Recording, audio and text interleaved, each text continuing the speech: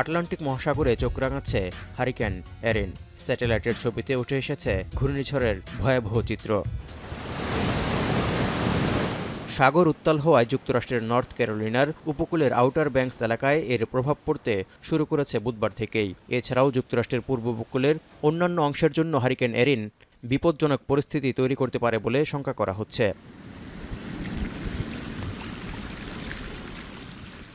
যুক্তরাষ্ট্রের জাতীয় hurricane centre সতর্ক করে দিয়েছে যে ক্যাটাগরি 2 শক্তির হারিকেনে ঘণ্টায় 150 কিলোমিটারের বেশি গতিতে বাতাস প্রবাহিত হচ্ছে। এই অবস্থায় এই ঘূর্ণিঝড় থেকে রক্ষায় নর্থ ক্যারোলিনার উপকূলীয় বাসিন্দাদের নিরাপদ স্থানে সরে যাওয়ার নির্দেশ জারি করা হয়েছে। এছাড়া দেশটির পূর্ব উপকূলের সমুদ্র সৈকতে ঘুরতে যাওয়া পর্যটকদের প্রাণঘাতী ঢেউ ও বিপজ্জনক ঝড় সম্পর্কে সতর্ক করেছে কর্তৃপক্ষ। Hurricane Erin is already creating extremely dangerous and life-threatening rip currents for all of the North Carolina coast that will linger through the week. We've seen a high number of rescues along the coast, and you should avoid swimming anywhere on the North Carolina coast right now. বৃহস্পতিবার ঘূর্ণিঝড়টি উত্তর দিকে অগ্রসর হওয়ার সময় যুক্তরাষ্ট্রের পূর্ব উপকূল ও বারমুডার মাঝামাঝি এলাকায় সরে যাওয়ার সম্ভাবনা রয়েছে। এ সময় 20 ফুট পর্যন্ত উঁচু ঢেউ সমুদ্র তীরে আছড়ে পড়তে পারে বলে আভাস দিয়েছে যুক্তরাষ্ট্রের জাতীয় হারিকেন সেন্টার। এতে নিম্নাঞ্চলের বহু রাস্তাঘাট প্লাবিত হয়ে চলাচলের অযোগ্য হওয়ার শঙ্কা রয়েছে। এছাড়াও ভারী ঢেউয়ের কারণে সমুদ্র সৈকতে উল্লেখযোগ্য ক্ষয়ক্ষতিরও আভাস দেওয়া হয়েছে।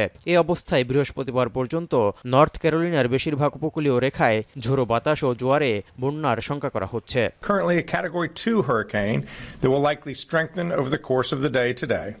The storm remains dangerous and is already impacting lots of people here in North Carolina.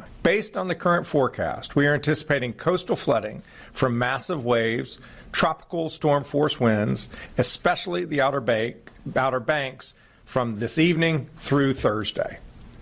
Life-threatening rip currents for most of the week. No one should be in the ocean. 1 June থেকে 30 November পর্যন্ত যুক্তরাষ্ট্রে ঘূর্ণিঝড়ের মৌসুম হিসেবে ধরা হয়। এবছর এখন পর্যন্ত 4টি শক্তিশালী হারিকেন আঘাত এনেছে। এর মধ্যে নর্থ ক্যারোলিনার দিকে ধেয়ে আসা হারিকেন এরিনকে সবচেয়ে বেশি শক্তিশালী বলে ধারণা করছেন আবহাওয়াবিদরা। তবে নর্থ ক্যারোলিনার জন্য স্বস্তির খবর হলো এরিন সরাসরি সেখানে আঘাত হানার শঙ্কা নেই। এর আগে 2024 সালে হারিকেন হেলেনের প্রভাবে নর্থ ক্যারোলিনার প্রায় $60 বিলিয়ন ক্ষয়ক্ষতি হয়েছিল, যা অঙ্গরাজ্যটির প্রায় 2 বছরের বাজেটের সমান। তৌহিদুর রহমান, এখন বিশ্ব।